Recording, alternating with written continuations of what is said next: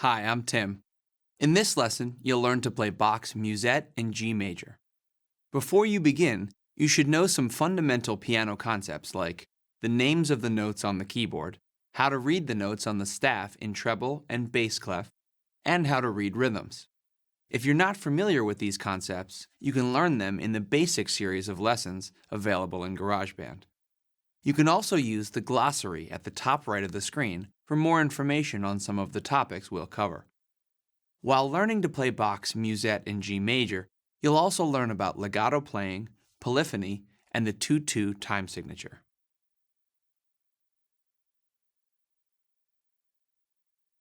Johann Sebastian Bach was a German composer. He's considered to be the most important composer of the Baroque period of Western music, spanning from 1600 to 1750. He wrote many pieces for the keyboard instruments of his time that are still highly regarded for classical piano. Bach wrote Musette in G major primarily for teaching his own students. It was likely inspired by the sound of a popular instrument in Bach's time, the musette, which was like a bagpipe, and had a constant bass note or drone that sustained under the melody part. Bach wrote a drone note as part of this piece to give it the character of a musette. The piece is in the style of a popular French folk dance called a gavotte. A gavotte is distinctive because the phrases begin in the middle of a measure, usually on the third beat. It's structured in four four-measure phrases with two main sections. We'll call the first four-measure phrase the A section, and the rest of the piece the B section. With these two sections, the piece is in an A-B form, which is called binary form. Before you get started, go to the play chapter of this lesson and listen to the piece all the way through, so you'll have a better idea of what you'll be learning.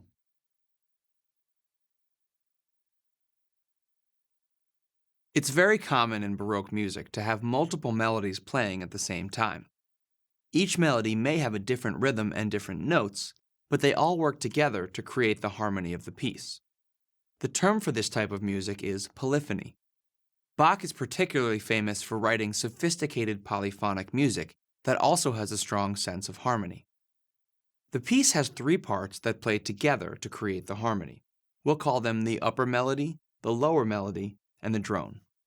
Here's the upper melody of the first phrase of Bach's Musette, played with the right hand.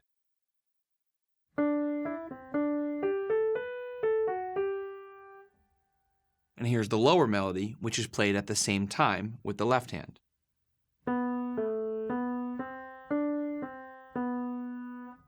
Now that you've heard both melodies separately, listen to how they work together to create the polyphonic harmony.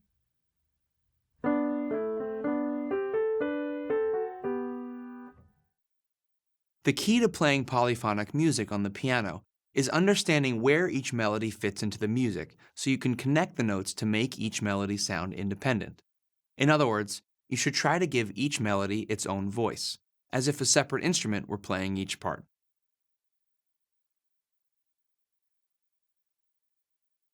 Bach wrote this piece using a 2/2 time signature rather than the more common 4/4. This time signature is called cut time.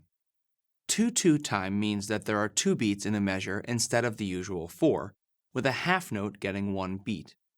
Here's how to count the first few measures of the upper melody in 2/2 time. 1, 2, 1, 2, 1.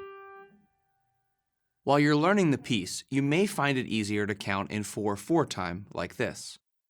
1, 2, 3, 4. 1, 2, 3, 4, 1. As we learn the different phrases and melodies in this lesson, we'll count in 4/4 time. Once you're comfortable with the rhythms and you're ready to practice the entire piece, try to count in 2/2 to get the proper two-beat pulse appropriate for the gavotte style.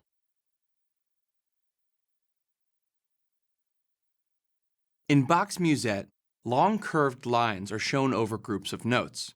These articulation markings are called slurs, and they indicate that these notes should be played with a smooth and connected feel. This is called legato playing. Here are the first few measures of the piece played without legato articulation.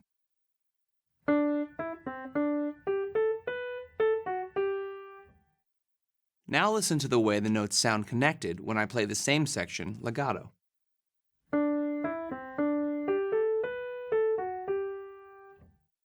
When you play the piece, pay attention to the slur markings and try to keep the notes under the slur smooth and connected.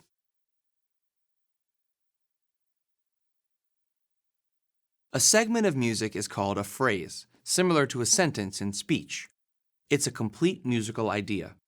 In Bach's Musette, each phrase is 4 measures long. Most of them are built from 2 legato groups, which can also be called figures. To play this piece correctly, it's important to lift gently with your wrists at the end of a figure, creating a short break between each slur, like this.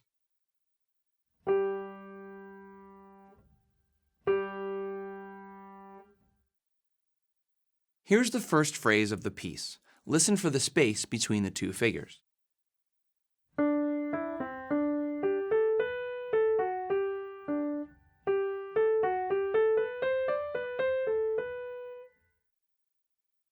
Many players find it helpful to breathe with the music, as if they were singing the melodies.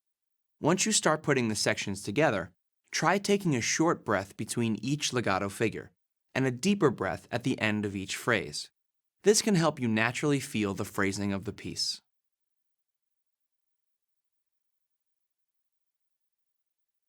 The A section of Bach's Musette is made from 1 phrase of music. The phrase is divided into 2 legato figures. We'll start with the upper melody, which is played with the right hand. It goes like this.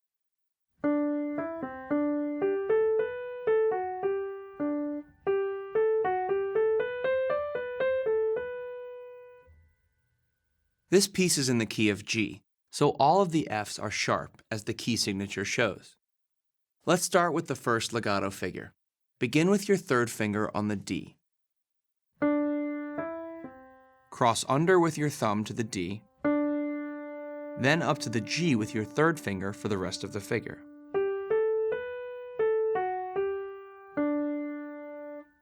Play that with me. Remember that the music begins on the 3rd beat. 3, 4, 1, 2.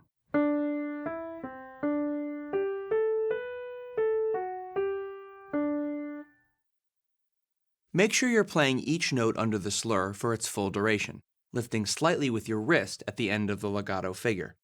Play it again, focusing on a smooth, connected feeling. 3, 4, 1, 2.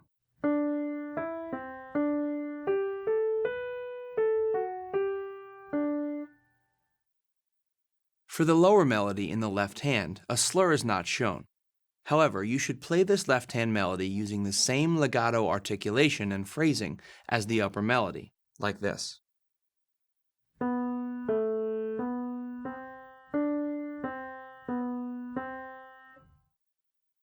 Play it with me starting with your 3rd finger on B. 3, 4, 1, 2.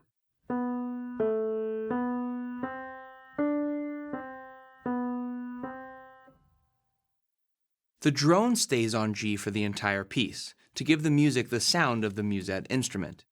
This G is always played with your 5th finger, and it's held down while the lower melody moves, like this.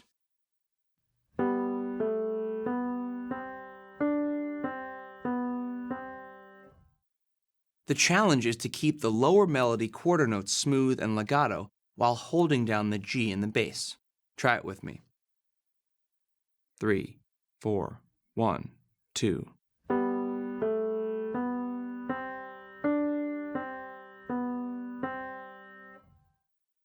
Before you try putting both hands together, make sure you're comfortable with the separate right and left hand parts.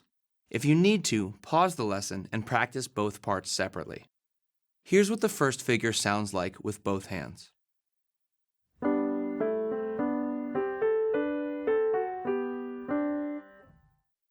Try it with me at a slow tempo. Playing both hands takes a lot of practice, so don't worry if you can't get it right away. 3, 4, 1, 2.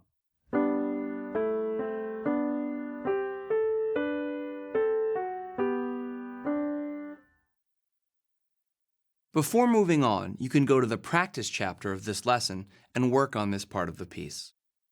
The upper melody for the next legato figure starts with your third finger on a G.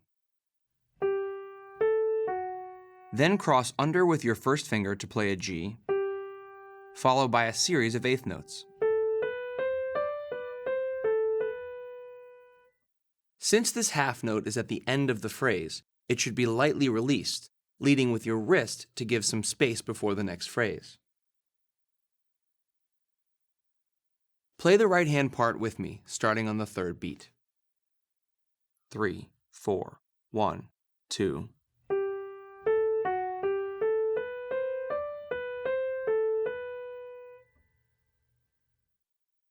For the left hand lower melody and drone, the fifth finger is still sustaining through on the G from the previous measure. The lower melody continues on quarter notes.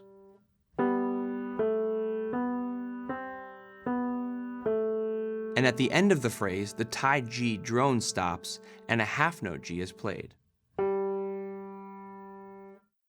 Play the left hand part with me. 3, 4, 1, 2.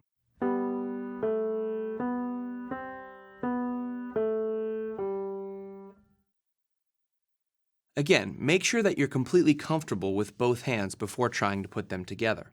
If you feel ready, try both hands with me. 3, 4, 1, 2.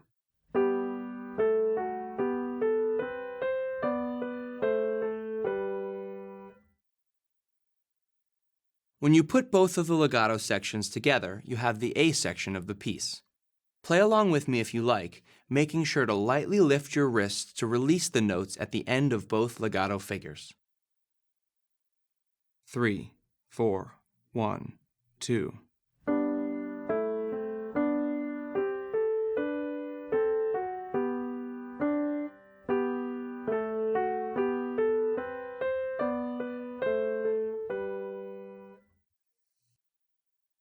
When you play the entire piece, the A section is repeated before moving on to the B section. Try working on the individual parts in the practice chapter, focusing on the legato phrasing while you play.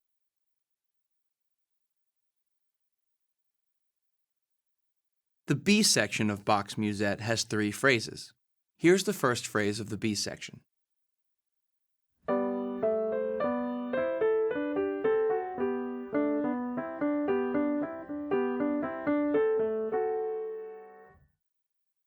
Beginning with the upper melody for the first legato figure, start on D with your fourth finger.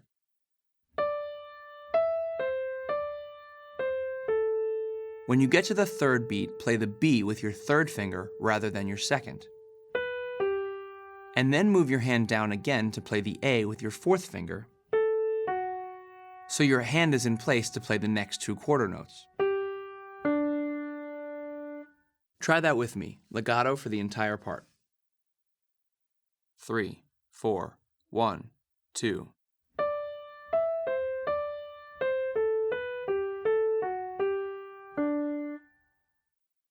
For the left-hand part, the G drone starts again at the beginning of the phrase with your fifth finger. The lower melody plays quarter notes, this time going up to an E with your first finger.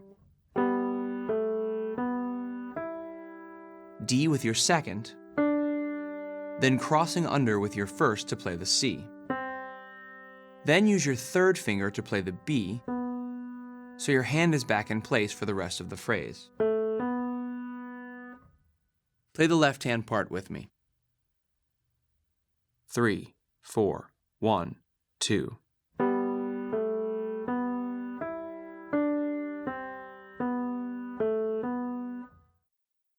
When you're ready, you can put both hands together. 3, 4, 1, 2.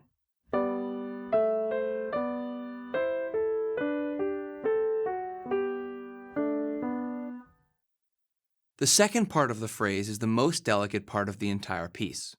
We'll talk more about dynamics in a later section, but for now, just keep in mind that this part of the phrase should be played with a light touch. The right hand for the second part of the phrase is a series of eighth notes starting with your second finger on E. Up to an A with your fifth finger, and finishing the phrase with your fourth and second fingers on an F sharp and A. Try that with me, keeping your playing light. 3, 4, 1, 2.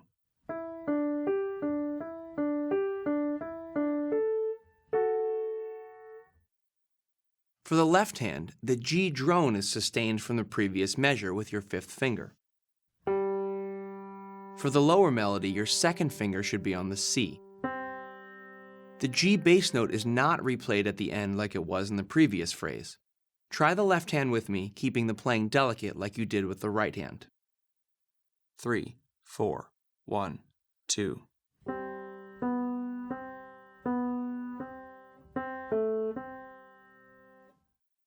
When you're comfortable with both hands, put them together. 3, 4, 1, 2.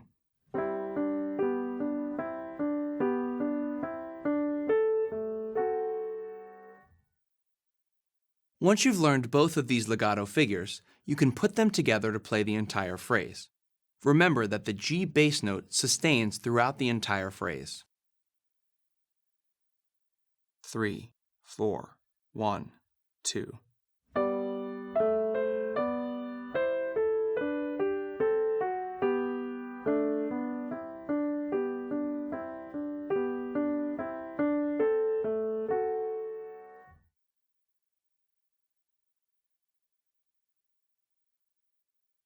The second phrase of the B section isn't made from two figures like the previous one. It's one long legato phrase. I'll play it for you first.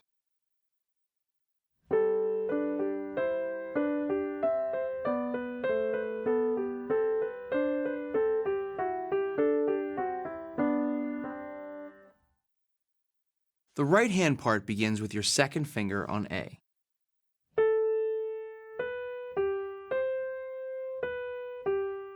Then on the third beat, move your hand up to play the E with your fifth finger.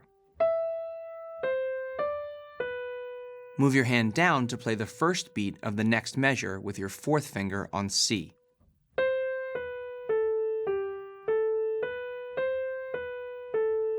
On the second eighth note of the next measure, play the G with your first finger, then cross over with your third finger to play the F sharp, on through the rest of the phrase.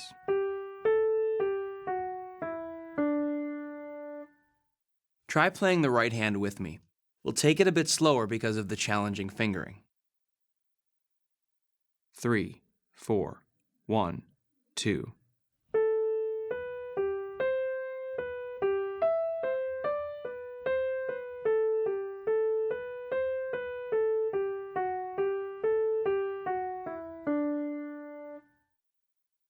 For the left hand, sustain the G in the bass, and with the lower melody, start on C with your second finger.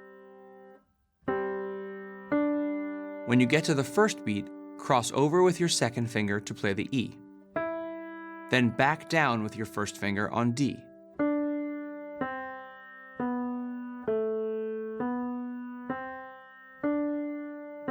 Play the E with your first finger, then cross under to play the C and finish the phrase. Play this part with me, also a little slower, to follow the finger crossings. 3, 4, 1, 2.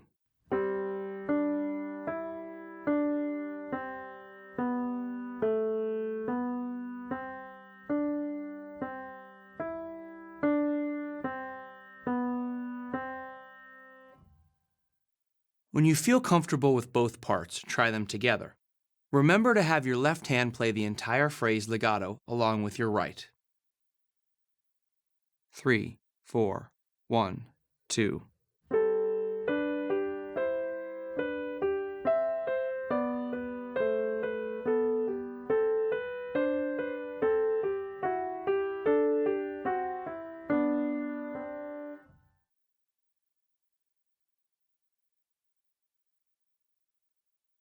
The last phrase of the B section starts with a legato figure that's almost identical to the first few measures of the piece, then continues on to the end.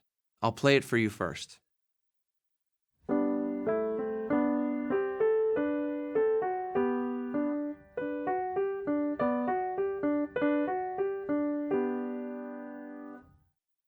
The only difference between the first part of this phrase and the first part of the piece is that the left-hand lower melody ends on a rest rather than a C.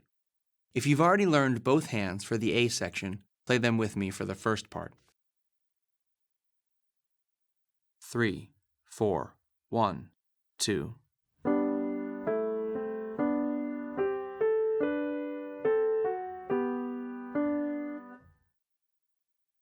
The second part of this phrase ends the piece. The right-hand part makes a lot of melodic jumps before finishing. It should be played very delicately. Start with your fifth finger on the B. As soon as you play the low D with your first finger, spread your hand out so you're ready to play the next note an octave up with your fifth finger. Back down to an F sharp with your second finger.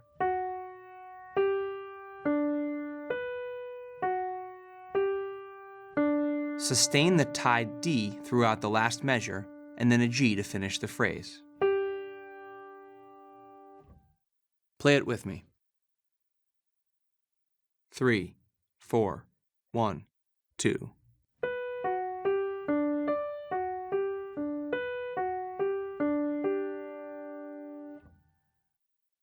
The left-hand part becomes much more sparse.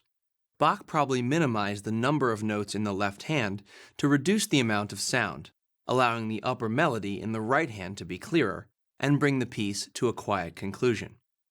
The G continues to sustain in the bass, and the lower melody plays back and forth from D to B.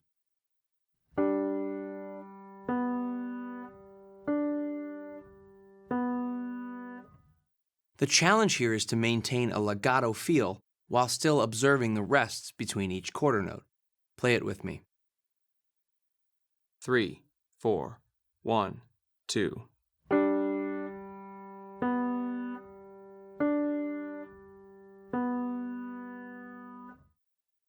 When you're ready, try both hands together. Stay light for this part, and lift at the end of the phrase to complete the piece. 3, 4, 1, 2.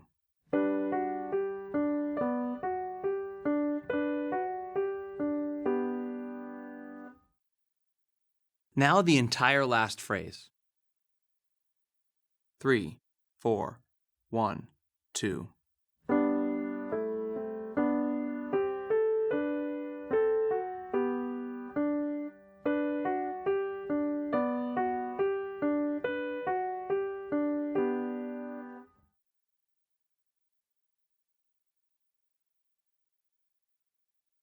Bach played all of the keyboard instruments of his time, which included the organ, harpsichord, and clavichord. These instruments all had a keyboard similar to a modern piano. Unlike the piano, they didn't have a wide dynamic range, so he didn't include markings in his score to indicate where to play louder or softer. However, playing Bach's Musette on piano gives you many options to add more feeling to the piece with volume changes or dynamics. Here are some ideas you can try with each phrase of the piece to make it more interesting.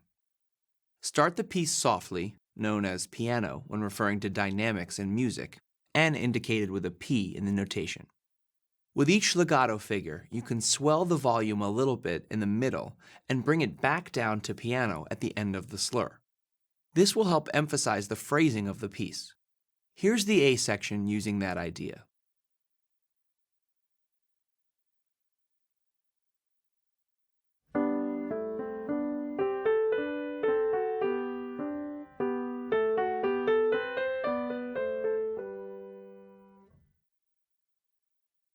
The next phrase should start at a mezzo forte level, meaning medium loud, making a contrast between the quiet A section and the B section. Then gradually bring the second part of the phrase back down to a quiet piano dynamic.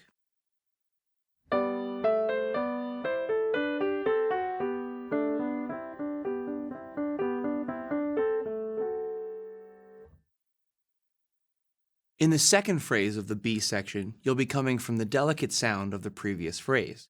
With this long legato passage, you can gradually increase the volume, then bring it back down at the end of the phrase.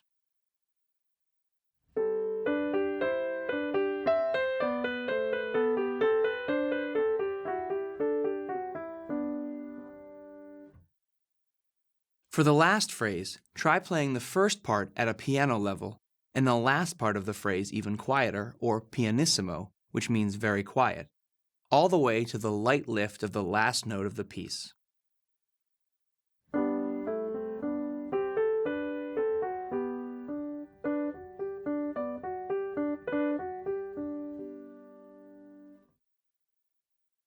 While playing this piece with dynamic variation will add a lot to the feel and interpretation of the music, make sure you always pay attention to the phrasing. And as you get more comfortable with the parts, make sure that the upper melody is always the strongest of the three voices. It's the most important melody of the piece and needs to always be a bit louder. The play chapter includes a chamber ensemble to accompany you. These instrumental parts were not written by Bach, and they probably aren't the way he imagined the piece would be played, but you may find it fun to have the other instruments accompany you while you play. If you'd like to learn some other music, you can find more piano lessons for classical and pop music in the GarageBand store. I hope you have fun.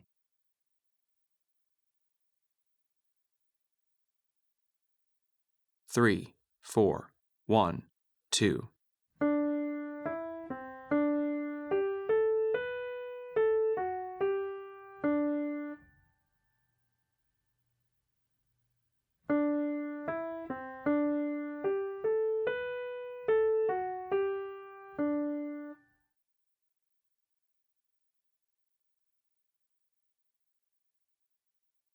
3, 4, 1, 2.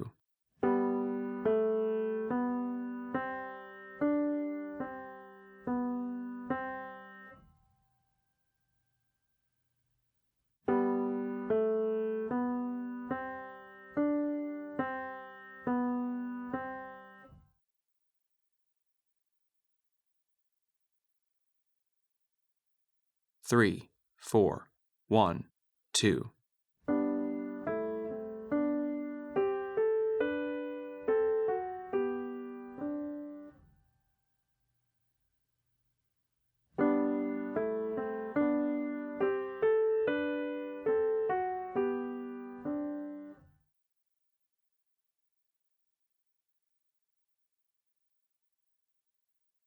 3, 4, 1, 2.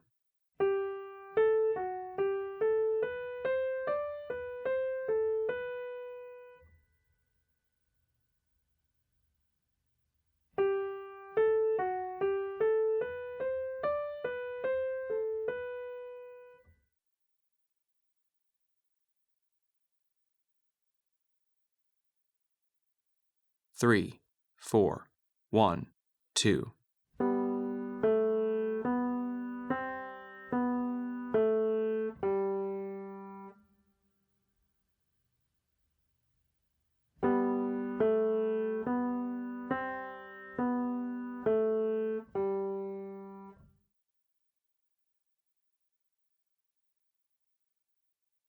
3, 4, 1, 2.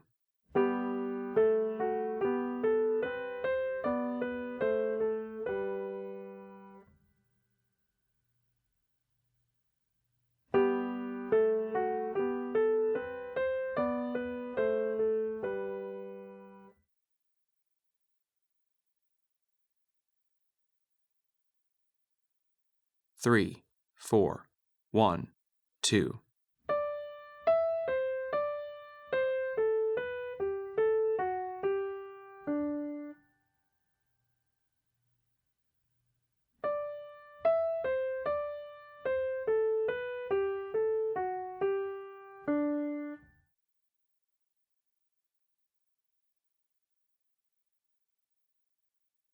3, 4, 1, 2.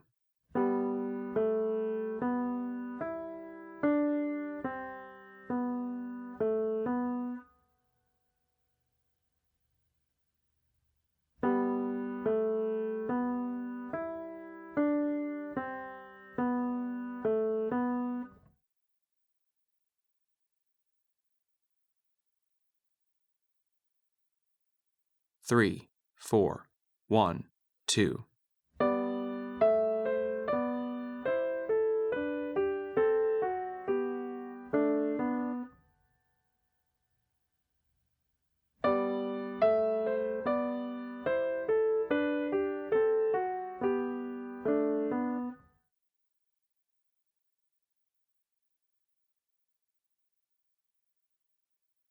3, 4, 1, 2.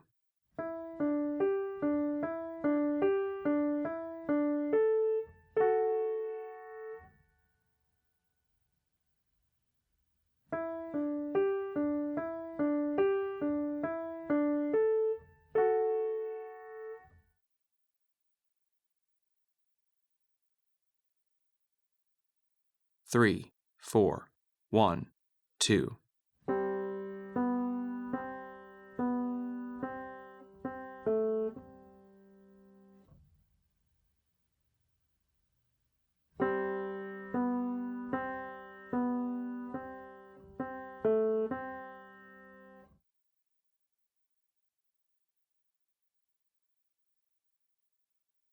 3, 4, 1, 2.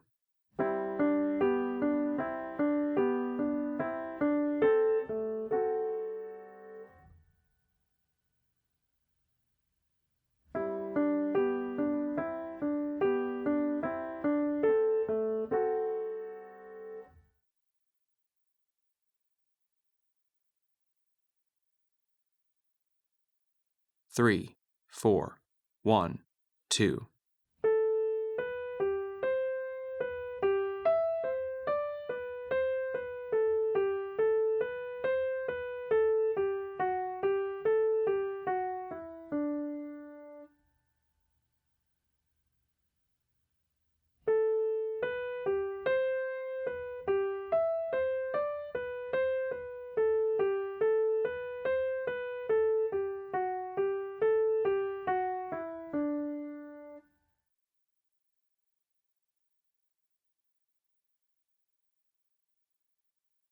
3, 4, 1, 2.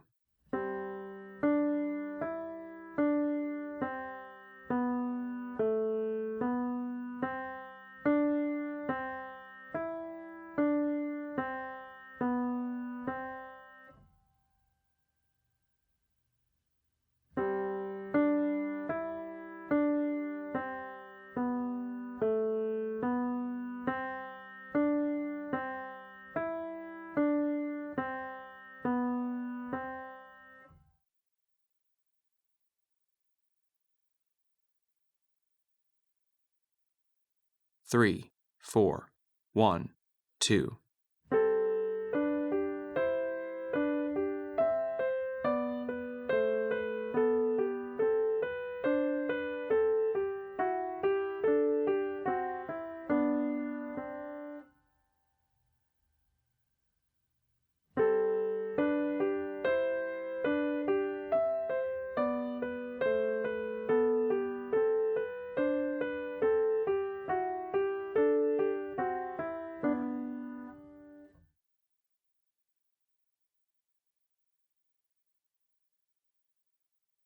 3, 4, 1, 2.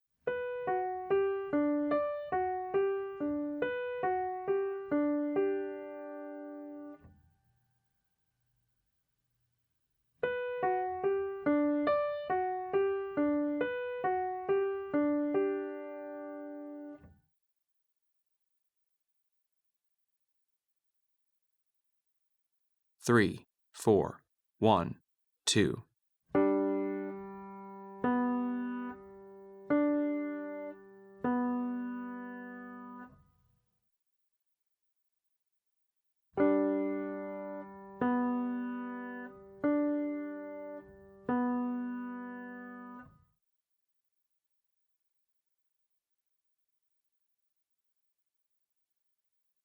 3, 4, 1, 2.